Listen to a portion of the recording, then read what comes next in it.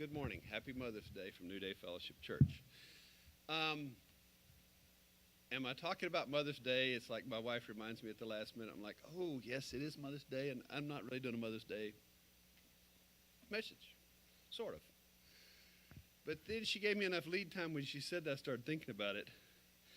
And there's probably in some ways not a better Mother's Day message than what we're going to talk about today.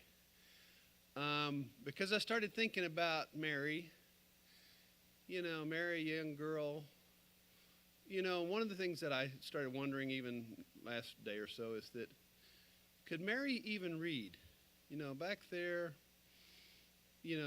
Joseph probably had been working on reading because he obviously was a guy and religious and he was in the temple and he studied and stuff, so he probably could read. Mary maybe couldn't. And so we're going to talk about the Bible, we're going to talk about Old Testament stuff, we're going to talk about the book of Isaiah and kind of put it in historical context and talk about prophecy. And that's why you need to get the pen, and you can do whatever you want to, you got the notes, but it's an incredibly deep topic, but at the same time she lived it. And that's even kind of more cool because we're looking at it after Mary, after Jesus, after 2,000 years. We're looking at the book of Isaiah from those eyes. She's looking at the book of Isaiah real time. And one of the principles I want to make here is that prophecy, I try to be very careful with because obviously I don't know what it really means because there's tons of symbolism and everything. But I do want us to put some historical context of the book of Isaiah.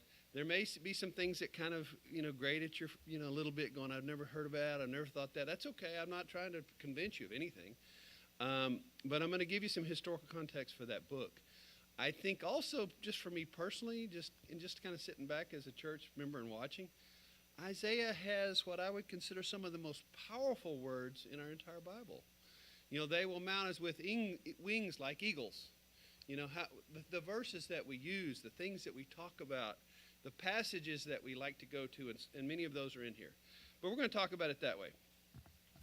So first of all, Isaiah starts out with one of the most powerful symbolisms. I mean, the angel takes tongs and puts a coal on his tongue. Like, wow, this is impressive. Yeah, but because Isaiah, as a typical human being, just like Moses said, I can't talk, and God said, well, okay, I'll let Aaron talk for you, but you're showing up. You may stutter or whatever to Moses, but so for Isaiah, he says, I can't talk, and God says, yeah, we'll fix that. We'll sterilize your mouth, a little bit of fire, and then you'll be good to go. And so Isaiah is that kind of a powerful person that I believe Isaiah was a fully human being. But when we get a little further, we kind of wonder how long he lived and what happened. So one of the things that's big in in Isaiah that we as Christians like to do, and even Christians like Matthew and everything else, is we like to take Isaiah and we start seeing Jesus because we see the Messiah. We see these things that are happening. And so we see that. How much of that can we really use? I don't know. And that's okay. I'm not worried about that. I'm not quizzing you, not going to try to convince you, not going to make you. But at the same time, it's really some cool stuff too. But in one of the things, some of the surface reading of the Emmanuel prophecy in Isaiah 7:14, on the verses I've tried to circle just so that way you can look at it, But in there, Isaiah is talking, and he's in the court, obviously, and he says, look, the young woman is with child and shall bear a son and shall name him Emmanuel. And he is saying that basically what is going to happen to them in a short period of time. But then it's going to take years. So how long is a short period of time? I don't know. I got a 4-month-old grandbaby. In some ways I can't wait for her to go any bigger, and sometimes I'm just sitting there going, I don't want you to go any bigger. It's that mixed emotion with her. But I'm sure the same thing is that with this prophecy, it's kind of like one of those things of, if you know things are going to happen, you might say, hey, can we put some brakes on this? I don't know. But Matthew, and in Isaiah, literally the passage is young woman is with child or whatever. But Matthew himself, when he gets to, in his book, he actually says, look, the virgin shall conceive and bear a son, and he is quoting Isaiah, okay? But he's using the word virgin intentionally, so he changes that a little bit. But, he's got hindsight 2020. He's now living it. He's met Jesus, so he can say this. But that's where, so at the time that Isaiah wrote it, it's prophecy. How do those people know what's going to happen 2,000 years ago, or later or whatever? I mean, how's anybody going to know? But I just want to let you know that that's going on. So the question is that prophecy of, this woman will have a baby, bear a son, and you're going to call him this, right? Is it saying that this is the Messiah and everything? Possibly. However, more importantly is understanding the immediate historical context in which the prophecy was set. Because the cool thing about prophecy is some of the things they said for their time, it provided comfort for their people right then, but it also may be talking about things that happened even after their life, later in multiple generations. The Bible's really a cool book like that. So we've got that. So let's look at the time of Isaiah. One of these things that there was this Syrian Ephraimite conflict. Ahab was the son of King Jotham, and he's said to have succeeded the throne at the age of 20. So in those days, that's not a real young king, because they had kids that were kings, but yet he's a young man. 20's not bad. And he obviously is going to have all kinds of fears and trepidations because he's not experienced. When you become king at 20, that's probably like, well, something happened to his dad and so forth and on.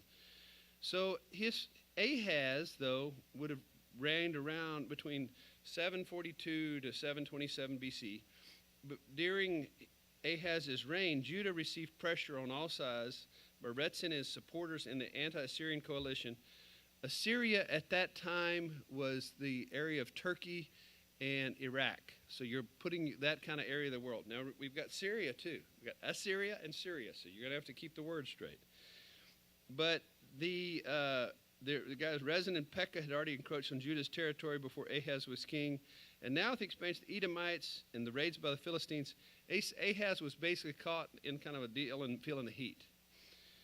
The majority of the population of Judah favored the anti-Assyrians, and Isaiah encouraged them, basically with his prophecy and anything else, to oppose that. So Ahab opposed the move to join the coalition.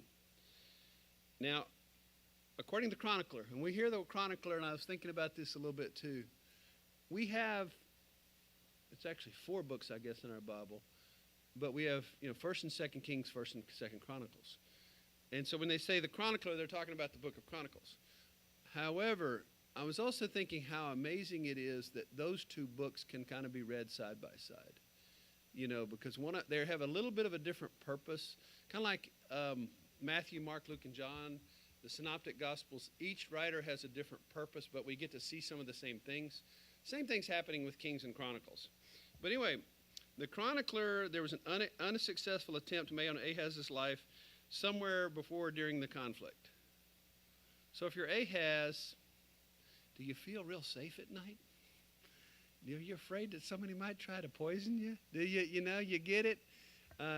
What's the deal that somebody had said that paranoia is one thing, but sometimes you're paranoid for good reason because people really are out to get you. He was one of those guys that people really were out to get him. So his death would have endangered the entire line of David, because if you look at Matthew, like I said, using Matthew again, he names the people that Jesus came from, and Ahaz is in there. So if that would have happened, we would have had a different look, right? But then again, Matthew hadn't written Matthew. But it would have, the house of David was involved in this conflict, obviously. We can call it the house of David, but nobody had a clue who David was going to be, so there's where we get that. So anyway, who was the prophecy addressed to? They say Ahaz was the likely choice. He had been in the tight spot. Invading armies on his soil filled him with such panic that he had burned his son as an offering in the valley of Hinnom, just outside the city. Dark day, dark moment, That's one of those deals that still we're looking at a people group that haven't made it to become full God followers because they believed people groups around Israel believed in some of these pagan sacrifice type stuff. And he obviously did because he burned his son. Now you're sitting there going, what? Which also is kind of sad because that also you've got a son who could be of the house of David. But, 2 Kings 16:3 talks about that if you want to find that and look it up. But Isaiah approached Ahaz, and Ahaz was accompanied by a young child, Shir-Yashub. And Shir-Yashub means a remnant shall return. In other words, even though they are still divided here, he's saying that child's name has meaning that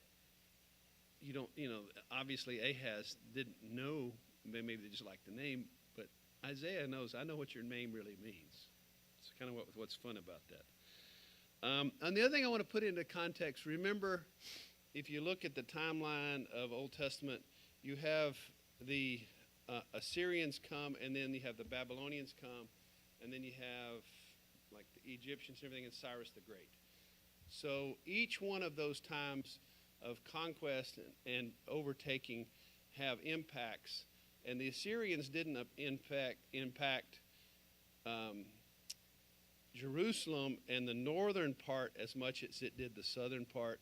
So there's some different things. And remember, some group would go and move some people, like for example with the Babylonians, they took Daniel and those guys, the smart people, they were thinking the young people with promise, whatever, took them to their capital, and so they removed them. And so that's why there's this whole conflict in their heads that they don't understand, because they don't know this is going to happen. And so Isaiah, Nehemiah, all those people are talking about things that are coming. And so, that's the other thing about prophecy, I think, is that we can take prophecy and take heart that things are going to be okay. God still got control. And it's weird because it kind of gives us an idea of what's going to happen. And so when it's really happening, we're saying, yeah, been there, read this, know this. That's kind of, I think, the book of Revelation. I don't understand it, but I think that there's a lot of stuff in there I say, like, yeah, dude, it's happening right over there. Yeah. So anyway. Isaiah affirms to Ahaz that the greatest resource in time of trouble is faith and trust and dependence on God. So he's telling Ahaz, take heart, don't freak out. You're the king, I know. Crown's probably pretty heavy on your head because you're a young man. You don't know this, But God still got you. You're okay. But obviously he has his own fear because he burns his son. When Ahaz was reluctant to listen to Isaiah's advice and trust in the word of faith, Isaiah came to him and offered him a sign that the events would occur before the birth of a child. If Ahaz acted in faith and relied on Yahweh, the still unborn child would be a sign that the lands of Ephraim and Syria would be devastated before the child was a toddler. So he's given it a time and everything. So who was the child back then? We look at Jesus, but who was the child then? They think that Isaiah was referring to a child that Ahaz's wife, Abby, was carrying. In other words, that before she gives birth, and so it would have been one of his children. And the cool thing about this story is, and I remember in seminary with one of our profs, she couldn't say the word Hezekiah without saying a modifier. Good King Hezekiah. Good King Hezekiah. It was never just Hezekiah. It was good King Hezekiah. And it was kind of funny because that's in my head, and I know he was one of the good kings. They had some bad kings. Ahaz, I'm going to say, is probably middle of the road. He wasn't horrible, but he wasn't great. Hezekiah was great. Hezekiah is the source of the tunnel. The water runs through, and it kept them from getting, because the water actually was outside the city, but they didn't know it. And so the water flowed in the city, and they had a well, and they could survive. So, good King Hezekiah. The importance of the prophecy is not the birth of the child, but of the events that would occur in the immediate future. What events were Isaiah foretelling? Isaiah told Ahaz that he should not join up in an alliance with Pekah and Rezin because the alliance would be unsuccessful. Israel and Damascus would fall. Now, we think of term Israel as being the entire geographic thing because that's how it is today after the 50s. That's for us. Remember, though, I said the southern part and the northern part. Southern part at this point is Israel, northern part is Judah, and Jerusalem is in Judah. So anyway, Samaria was destroyed. Remember the story, there's a Samaritan woman. You know, that's kind of, we're getting to that geography. Israel and Damascus fall. Samaria was destroyed 722, 721 by Shalmaneser V, although Sargon II does claim some credit for it. And when it happened, the citizens from that area were deported, and then they sent their citizens from Assyria to Israel part, so they just switched. Because I guess they said, okay, if we're going to get control of them, we can't let them stay there, kind of their own home turf, and that's a bad thing. We're going to repopulate that. So they did that. So can you imagine being an Israelite who's loaded up, hauled off, probably hauled up off? We say deport. It wasn't that they were just moved. They were used as slaves and everything. So it was a horrible thing that happened to Israel. But the northern kingdom survived it because Ahaz did listen. Jerusalem, number 3. Jerusalem survived. However, the land surrounding it lay desolate in the following years. Because if you think about, after a big war, people don't have time to fight, to plant crops, fire, just weapons of war. Everything that has happened to that landscape is going to mess it up. The Assyrian threat faded and ultimately gave way to a much bigger enemy, the Babylonians, who Carl and I were talking about bees before this. One of the symbols of Babylonia is a beehive. Just so you think about that. But anyway, here came the Babylonians later. Okay, importance of Old Testament prophecies and signs. In the Old Testament, prophets were acknowledged as true prophets through the immediate fulfillment of their prophecies. Whoa. In other words, that was one of those of put up or shut up and prove it kind of thing. There had to be something that happened. Now, in that context, Isaiah is making this prophecy, and it's not going to happen right away. So there's a time that people are going to say, well, is he right? Is he right? Is he right? And then all of a sudden, oh my gosh, he's right. Which is kind of a cool thing because they're waiting on this kid. Before the kid walks, everybody's going, not walking yet. It still hadn't happened yet. Oh my gosh, it's happening. So that was kind of cool. Isaiah was more concerned with speaking to the king of Judah about what he should do in a time of crisis rather than predicting an event to occur 700 years later. He's more concerned about doing this than Jesus Christ. So that's why I'm saying you've got to put the whole Isaiah part of look that this virgin's going to bear a child. It's in Isaiah. It's this woman is going to bear a child, this maiden, and so he's not really throwing that out. Don't get me wrong. It could mean both. We're good with that, but that's in Isaiah's terms. He's reeling now. Isaiah was justified as a prophet because these immediate events that he foretold came to pass. Number 4, too often the scripture is interpreted without any regard to the historical context in which the prophet is speaking. And the interpretation is inadequate and easily misused because we don't really put it into where it really came from, which I think is helpful both ways. It is vital that the historical context of Old Testament prophecy be studied when reading prophetic literature. Just like, knowing Revelation, the book of Revelation, and John, if we don't put it in context of who wrote it, what is he doing, where was he, what were the events, it's very strange. But then if we know who John is, where he is, why he's there, it kind of helps us put it in context. Let's just put it that way. Okay, Deutero-Isaiah. This is when we get to chapters 40 through 55. So, leading up to and during the time of Isaiah. The Assyro-Ephraimite War and its aftermath. After a period of tension between Israel and Judah, tensions again rose between those geographic areas because Tiglath-Pileser III became king of Assyria in 745. And so he's moving. I said, if you kind of think of the Holy Land, Iraq, Turkey, he's moving. And he's coming from that direction, from kind of the north and um, northeast. He's coming that way, and he's coming southwest. Began to conquer all the lands west of Assyria, including Syria, Israel, and Judah. So he ended up getting all of them. Uzziah of Judah, Uzziah is a pretty good king too, not bad, but Uzziah of Judah ruled in peace and then was succeeded by Jotham and then Ahaz. So you're kind of getting the succession of the kings in there. Because the other thing that makes our Old Testament studies difficult is that if you're not careful, you miss, when we start talking about kings, when these things happened, we ended up at one point splitting and having two sets of kings they talk about in the Bible. Because you got the kings of Israel and you got the kings of Judah, and they're all Jews.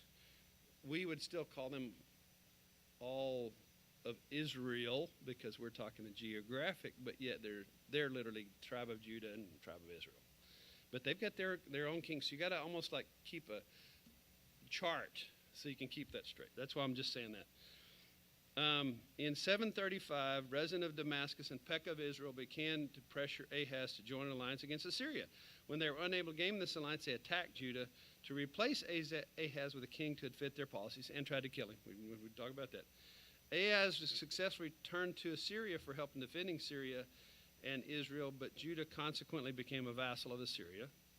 The Assyrian invasion. Following that war, the Assyrians continued to expand their influence in the area, taking over Syria and defeating Israel in 722. The Assyrian ruler following the defeat of Israel was Sargon II, who died in 705. Okay, Hezekiah, good King Hezekiah, the king of Judah, and Ahaz's son repelled against Assyria, hoping to take advantage of the change in rulers and to gain Egypt's support. So, if you're surrounded, but at least he knows who, the good thing about Isaiah entering the picture, he tells him which team to join. God's telling you to join this team, don't join that one. His attempt failed, and the new Assyrian king, Sennacherib, retaliated and conquered the cities surrounding Jerusalem 701. Hezekiah managed to avert the conquest of Jerusalem by paying tribute to Assyria. And if I pay you off, you're going to leave us alone? Okay. So it's kind of like the whole mob protection scheme, we're not going to burn your restaurant down as long as you pay us money. That's how that Israel was living. That's how Jerusalem was surviving that city and everything because they were paying.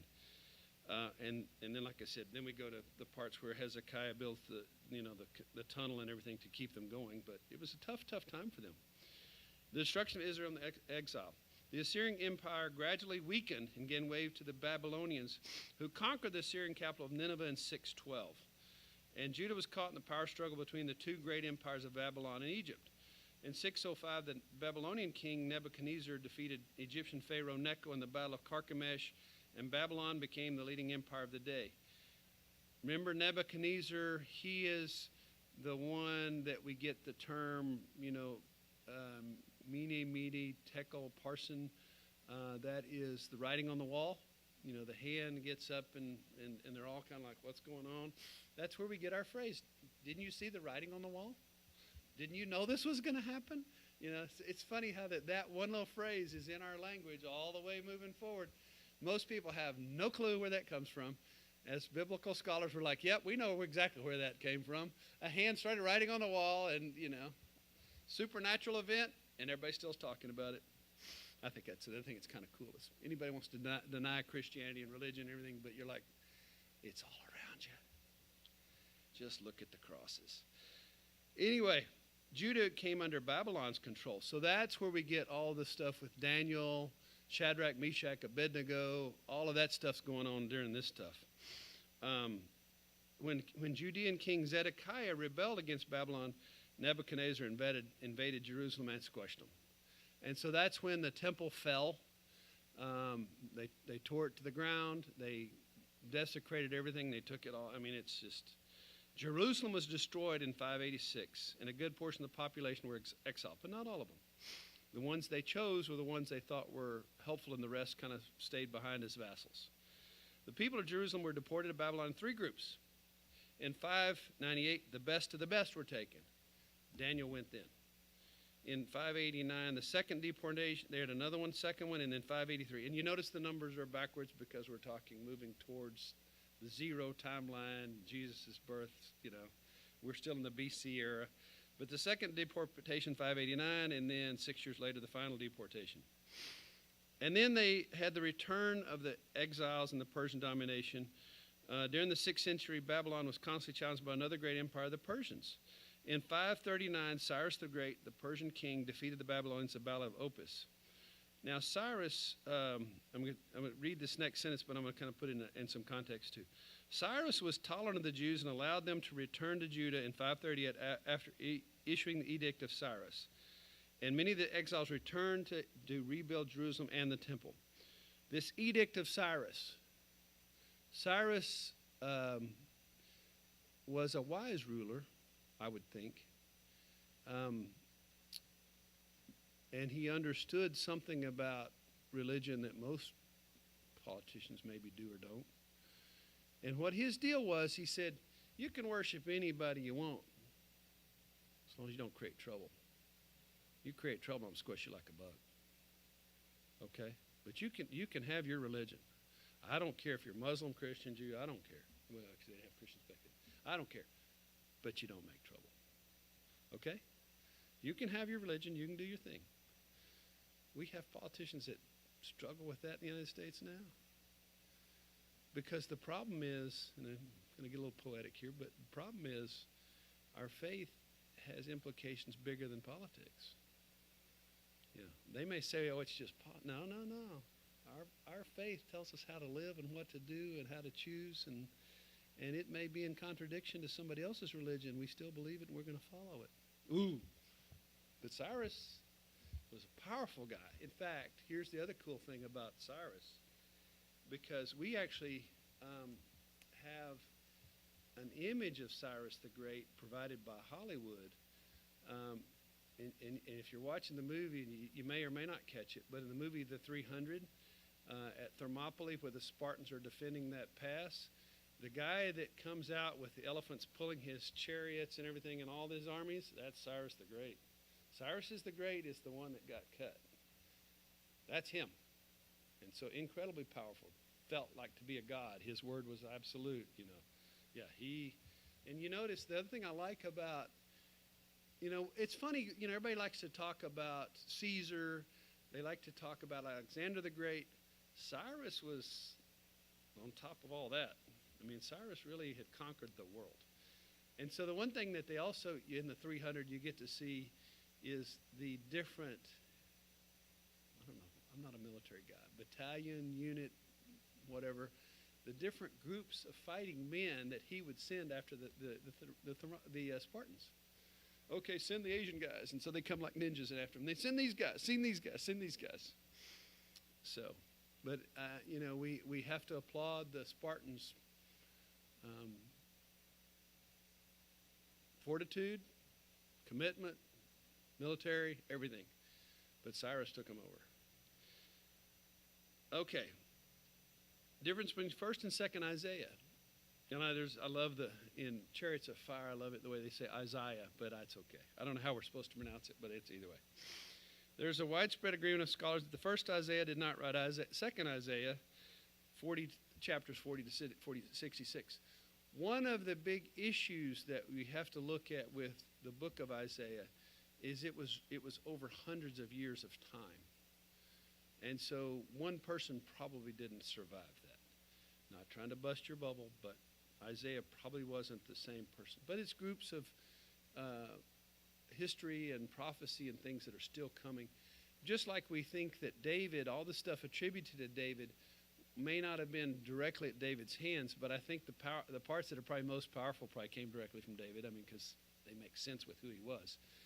But the book of Isaiah, and we talk about the Davidic stuff, is that there's a school of scholars that were all in the same deal and under a group. Just like if I was a bishop in a church and I had 100 monks and these monks were copying texts and doing stuff, and they'd say, they wouldn't say, it came from Fred sitting in church, row 3, chair, whatever.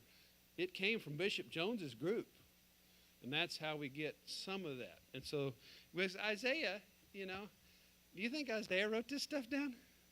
You think he had time to do this or had any desire to do this? No. His job is to talk to the king and do what he's supposed to do. He's not sitting there and taking notes. So other people are doing that. So that's why I'm saying there's this scholarly group, and that's how we get the book of Isaiah, and they think it's kind of in three different parts, just because the scholars look at how it's different. But anyway, beginning in Isaiah 40, there's complete change in the historical situation. The cities of Judah are desolate, the temple lays in ruins, the people are in Babylonian exile. These historical circumstances are not predicted for some time in the future, but are assumed in the present. The Assyrians are no longer a threat to Babylon. In Babylon now rules the world. The literary style, the style of vocabulary, poetic structure, and meter, pace, further supports that Isaiah 40 through 66 were not written in the 8th century. Theological perspective, there's also a new theological emphasis in 2nd Isaiah. To 2nd Isaiah, the day of judgment is at hand. And so, in other words, 1st Isaiah, we're talking about Assyrians, Babylonians coming. The 2nd Isaiah, it's here. This part is here to them, their day of judgment. So, Isaiah 40 through 66, nowhere in Isaiah 40 through 66 is it claimed that Isaiah of Jerusalem authored this section. Nobody says, Although the New Testament does attribute quotation from this section to the prophet Isaiah, it is unlikely that all of Isaiah 40 through 66 belongs to 2nd Isaiah, because there's got to be a blend somewhere or wherever. And then Isaiah 55 through 66 proposes even a different historical section than Isaiah 40 through 55. Isaiah 40 through 55 is addressed to the exiles in Babylon. Isaiah 56 through 66 presupposes that the people had returned to Jerusalem and were facing some difficulties of resurrection. Isaiah 55 through 66, I've already laid out the cards, is referred to as 3rd Isaiah. It is possible the school of Isaiah extended over several generations. This may explain why poems of 2nd Isaiah were attributed to the 8th century prophet Isaiah. It's unclear therefore whether or not the author of Isaiah, 2nd Isaiah, is the same as the author of 3rd. It is possible it's the same author in different situations. But they don't think that one is like 2 and 3, so it's, just so you know that. If anybody brings that up, you say, I can get it. But there are this is also, I told you that some of our most powerful scriptures and verses are from Isaiah, and some of that's going to come into this section. Isaiah 40 begins with a theme of comfort. Oh, comfort my people, says your God. And so that is kind of language back to Mother's Day and Mary. That's kind of language that a mother is using to her children. It's okay. Comfort, it's okay. The Jews have been in exile for over 30 years. So how do you think the people are sitting around and reflecting and asking, we've had a rough 30 years, where's God? Why did God let this happen to us? How could God let this happen to us? I thought we were people of God. All these questions. Yahweh has sent his servant Isaiah as a voice which cries out in the wilderness, prepare the way of the Lord. So where do we get that? John the Baptist. The way home, God assures, all will be smooth. God will make straight in the desert a highway for our God. This is the part that gets kind of cool because they're talking then, but they're also talking Jesus Christ is coming. Make way, road straight. God constantly calls to the people, do not fear. In the time of change, God is present and I am with you. Remember Emmanuel, God is with us. The people have been through a terrible time, but Yahweh is saying it's going to be okay. Don't fear. I'm with you and I will help you. What a great source of comfort. And another big theme in that sing is God is creator. God exclaims of the stars, look up your eyes on high and see. Who created those? It's God. I'm in charge. The Hebrew, this is really cool. I love this section, and I want to kind of really dig in a little bit on this one. I'll put the brakes on the plows, going deeper. We're going to, okay. The Hebrew word bara is used for created. The same word is used in the Genesis account. The Hebrew Bible starts out, and I may not have it perfectly right, Bereshit bara Elohim, and in the beginning God created. Bara is a special word. Bara never refers to anything that a human being does. We do, we make. God baras. We Asa, we build, but in the Old Testament, that verb is only used of God, because we can take pieces I could take this and cut it up and make something else out of it. I could take, but I can't make the stuff that gets created. So Isaiah's going back to even Genesis here with this word bara. God creates. Man can make and do. Our language, we don't get there. Yeah, I created this painting. The Hebrews say, no, you didn't. You just made it. You just did it. Only God could create it. God created what you're painting. God created the paper. God created, whatever. Get my point. 50% of the use of the bara in the Old Testament occurs in Isaiah 40 through 55. So, if we're going to talk about God and God creating, there's a lot of God creating in this book. In Babylon cultures, the stars were God. Okay? They said these are the gods. However, you notice I've written in it as this because even with our language, the phrase that's there I didn't like, and I'm still not perfect with it, but it is if God is essentially is saying, I am the creator. I even created the quote-unquote little gods of Babylon. In other words, he's telling them, don't worship those things. Those are nothing. I made them. I'm bigger than that, too. Does that make sense? Hope that works. Okay. Yahweh rules over the heaven and the earth and has ultimate power and strength over even nature. Isaiah says, even as the grass withers, the flower fades, but the word of our Lord will stand forever. Strong, powerful language to a people who have been vanquished by who they think. This is how it's even more fun. Man, those Assyrians were tough. But gosh, the Babylonians. Who would ever think about Cyrus? And now they're saying, but our God's bigger than all three of them. Okay? The people are weak, like the grass, but the Lord is a strong creator and will forever remain. Another statement for them that they're still dealing with. God is the only God. I told you Ahaz burns his kid. He's doing that because that's old stuff. That's not what God would have wanted. It's not, Yahweh is the only God, the first and the last. The roots of one God, monotheism, really began during the exile. They are now living their theology and working through it and thinking it. And God is taking them as a people and separating them and pulling them out from all this stuff. Because if you were one of them, and as a child you were taught this, and then you're kind of like, well, and then you see what's around you, and you see this and that, and you're like, I'm getting real confused here. Am I supposed to worship the stars? And like, Isaiah said, no, don't worship that. Well, what about this? Don't worship that either. It's like the same thing, we talk about the plagues of Egypt and how that each one of those related to an Egyptian god, and God was overcoming each one of those gods. Same concept stuff is working in their head right now. They're seeing the things around them, and God's saying, no, I am your God, only God. Second, Isaiah can say some of the first ideas of God as the only God. And this is the monotheism that still sets Jews apart today. But it also gets to us. God is a redeemer in Israel. In Jewish custom, the closest kin is responsible for the redemption of his relatives. Because of the Hesed covenant, God says that he is the closest kin of Israel and therefore will redeem them. The story to stick with in there, to use in their culture to understand, is that the story of Ruth. Ruth was not Boaz's blood relative. She had married into that family. Naomi was Boaz's relative, but not Ruth. But Ruth is faithful, comes with him. Boaz in the story is the redeemer. Their custom was you'd take a sandal off and you'd give it to the guy and say, I'm redeeming her. Now, there may be money exchange too, but that's the symbol. If you had to, you're making a deal and you're making a deal, and then I'm going to give Carl my shoe, and now I'm walking barefoot. And so it's a visual and a mental and everything else. So in Ruth, that redeemer is there. And Hesed is a huge word. It's maybe only 5 letters, whatever, but loyal, faithful, it has all this with it.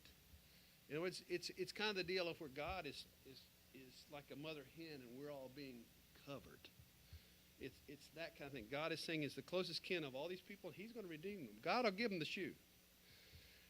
The redemption will come not just for the Jews, but for all nations, as God expands his mission to be light to the nations, that my salvation may reach the ends of the earth.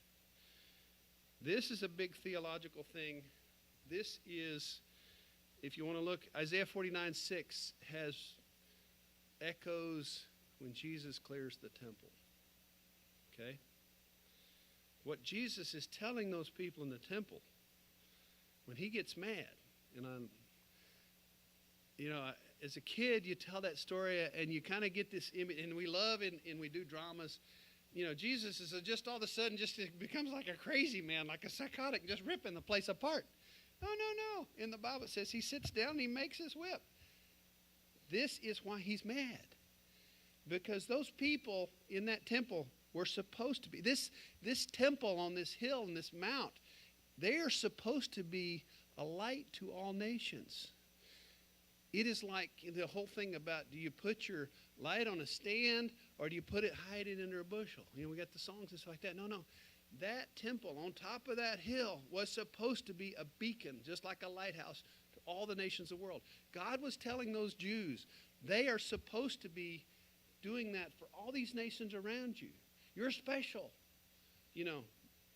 And how many more ways do you need to see it than the book of Isaiah with Daniel standing in the lion's den? All these things that throwing them into the fire and everything else. God proved them.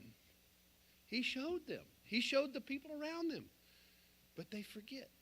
And so they're in that temple doing stuff that is worthy of dirt balls. Okay, let's do money laundering and let's do whatever. It should have been cleaned out, and it should have been a house of prayer. It should have been a place to pray for the world, for taking care of the world, to show people that I am God and this is my house. But then God's really saying, the world is my house, earth is my footstool, the heavens are my, He's telling them, and this is going in there too. So Jesus gets mad at the temple because of Isaiah, and he uses it back on them. My house should be a house of prayer. You should be a light to all nations. But the people must be patient, for those who wait for the Lord shall renew their strength. They shall mount up with wings like eagles. They shall walk and not be weary. They shall walk and not faint. They run and not be weary. They shall walk and not faint. Isaiah 40:32. So something that happened in my real world, and this is tying this sermon into my last weekend, because and there's not enough there, which is really kind of good. God is good, because there's not enough that I had at the moment to do a full sermon on the ideas that I was getting. My nephew runs track.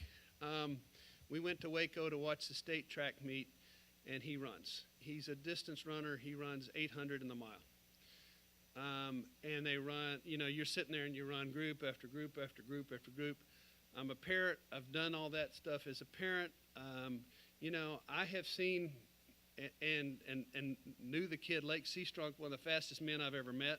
In fact, I was talking last night to a guy at the office at work at the hospital that's from Nigeria. When I was in college, there were 2 Nigerian sprinters of Olympic class. So runners are a special kind of group.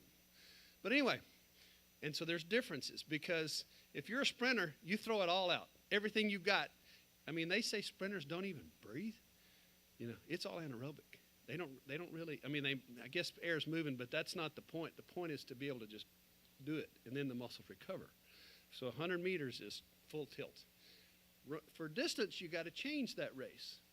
You pull it like a sprinter. Either you're going to set the world's fastest time immediately, or you're going to tucker out and people are going to pass you. And so I'm watching these races, and it's kind of interesting to see there are different, and you can call them strategies or whatever. I think there are different things that happen in the hearts and the bodies of those kids who are doing these races. Because you see some of them that start out really good and strong. We got Christians like that start out strong and everything else. And then, they get where they can't breathe, their legs get tired, they start getting past. And your heart says, go, go, go, because you're up front, keep it. And then they get past. So there's that group. But you also see the group that, like I said, this still has a faith thing about the whole Christianity thing too. You have the other group, and I noticed it really quite a bit more in the girls' groups running the 800s. We weren't there for the mile, but for the 800s. In the 800, there were some of these girls that just set a pace. And you'd watch them, and they didn't seem to change from this turn to that turn to here to there to there. And they'd win the thing. But they didn't start out in the front of the pack, and they didn't care. And so these people are jockeying up in front, and they're pushing and whatever in the first one, 200, 400. And this person, you just keep going. And in the gaps, they just start gaining the group. And they just start passing the group because they're getting tired. And then there's my nephew. Because back to the same thing, though. There are Christians like that, they've been Christians all their life. They set a pace. And they're great folks. And you're not going to get flash. And you're not going to get... But they're solid. Just solid as a rock. And they set a pace for all of us. That's one group. We get emotional. Now, my nephew, though, on the other hand, he's the kind of guy that he'll pace and get back 3 or 4, and then at the end he wants to sprint. That also can have its costs and come with a price.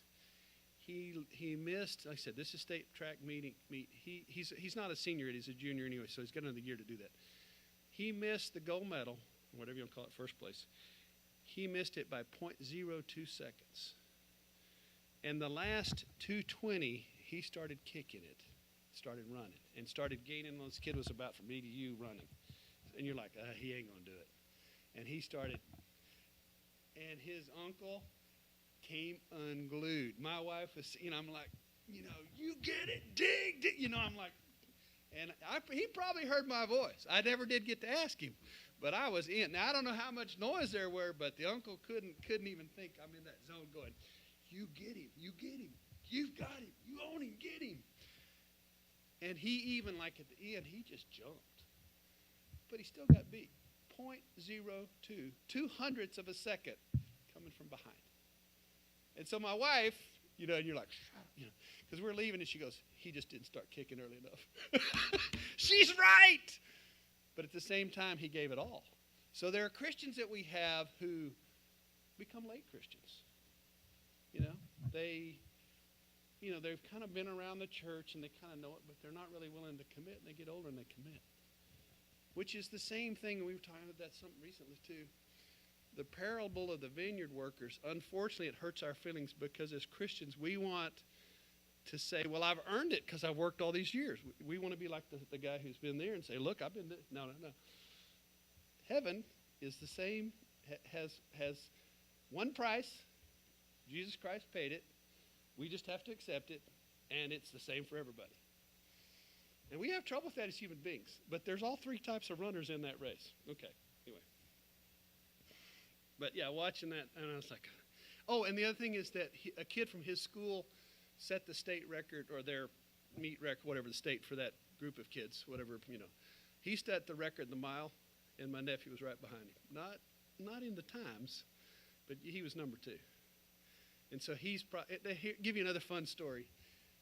My daughter the track was not her thing, obviously, but she was pretty decent. And there were a couple of girls that she ran with. But there was this girl, Lily, who, Abby's not here to tell me, she's in town, but I think Lily was the Korean pastor at First Baptist daughter. Lily was incredible. Distance runner, run. The coaches literally would tell Abby and the other girls, they'd say, run with Lily until you can't run with Lily anymore. And they'd come in second and third. Because the coach knew Lily's going to win. They all knew Lily's going to win. She said, whatever you do, stay with Lily. And in fact, at one of the meets here, Abby was kind of, in junior high, it's not like in high school that you got to pick your teams all in advance and everything else. So Coach Greg was saying, we can get some points on this thing because we do have Abby and some of these other girls that know to run, and they're not, wonderful. But I'm watching these other girls, and Abby and them can beat them. So she said, Abby, I want you to run track this weekend, whatever. Abby ran a 2 mile, or mile, whatever. I'm trying to think it's 2, but I don't know. Maybe it's a mile. But anyway, the coach said, run with Lily. And so here you see Lily, and I'm looking for my daughter, and I see nobody. Nobody. And then here comes Abby and Brooke. Because they did what Coach Greg said. Run with Lily. Don't try. Coach Greg wouldn't care if they wanted to try to sprint and beat Lily. She just knew it wasn't going to happen. But Lily's one of those. And Lily didn't need a kick because she's busted them all. I really wonder what Lily's doing these days. Probably something amazing. The redemption provides the people of Israel strength. God, the only creator and the only God and creator, comforts the people by redeeming them and providing them a way for salvation. So they do take heart in the fact that these bad things have happened. We're back in Israel.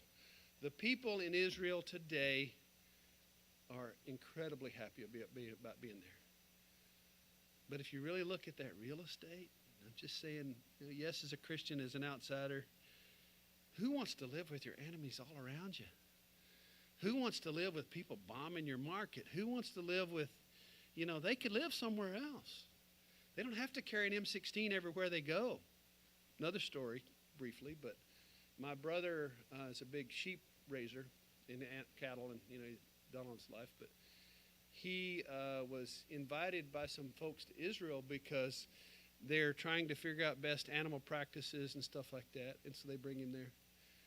And the other thing, my brother's grown up around firearms, and so it's not a big deal to him, and whatever. But they and he's also he goes on hunting trips all over the world and stuff. And so they invited him to come to Israel to help them with some of their stuff, and their problem they're having, because he said, Russ, I went to the Golan Heights and some of the fringe areas. He wasn't in Jerusalem, and then they did take him touring and stuff. But they took him out to these farms and stuff. There's the enemy. You protect this dirt. They're living that way. They've got their animals. He said their problem out in West Texas, the problem is bobcats and coyotes stealing your stuff. Out there, it's those people stealing your stuff. And he said, and the other thing he said, this is kind of interesting. He goes, and this is when his eyes got big, because we deal with coyotes and they're pretty formidable. He goes, they've got wolves. And he says, but the difference between them and me is they carry an M16 all the time. And their M16s are full auto. They're not, they can flip the switch in full auto too. He said, but still, they got wolves. But he's toured these farms, and he's helping them. How do you raise these animals? How do you do this? How are some good animal practices? How do you keep them from getting illnesses? Because they got to do some things that a lot of people don't have to do, but they got to confine them at night to try to protect them. They may need guard animals, and he knows about that kind of stuff. And how do you protect those animals? Because otherwise, if they're stealing everything you got nothing left. But the mindset of the people of Israel is to occupy those territories, keep people there. They're a warning system. This is our land. We got to keep people on that land. Otherwise somebody will say, well, I'm going to move in here. Oh, no, you're not. That's mine. I got my M16. You get off. It's that kind of world they live in. And you're like, who would want to live in this real estate? Like I said, to me, it's like West Texas. I said, did you notice the cactus and the highways? Because we grew up, whatever. And he goes, absolutely. He goes, blew my mind. And I say that, and you're all like, what are we talking about? They take, for why, I didn't get it either, but they take those big green cactuses with the real leafy things. They plant them in the middle of their highways. I guess it's a good way to keep people from crossing the medians. You're not going to go in those cactus. But it just blows your mind of like, why did they do that? For us, we want those cactus gone. Kill them, but that's what they are. So anyway, ending up, the servant songs. This is just some ideas of some of the verses that are in here. I leave you to read Isaiah, but this is your context, and there you go. So for Mother's Day, Mary knew all this stuff. Now, could Mary read? I don't know. But Mary had heard the story of Isaiah. She knew about her people, all the things that happened to them. She had heard the stories and everything else. Do you think Mary really, as a child, ever thought, yeah, that Messiah is going to be with me? I'm going to raise him? I mean, can you imagine just her daily life with Jesus and hearing these verses and thinking? It's one of those things that for Mary, it was probably both. It was incredibly humbling. It was probably scary as all get out, you know. But at the same time, like, this is really cool. Oh my gosh. You want to close us in prayer?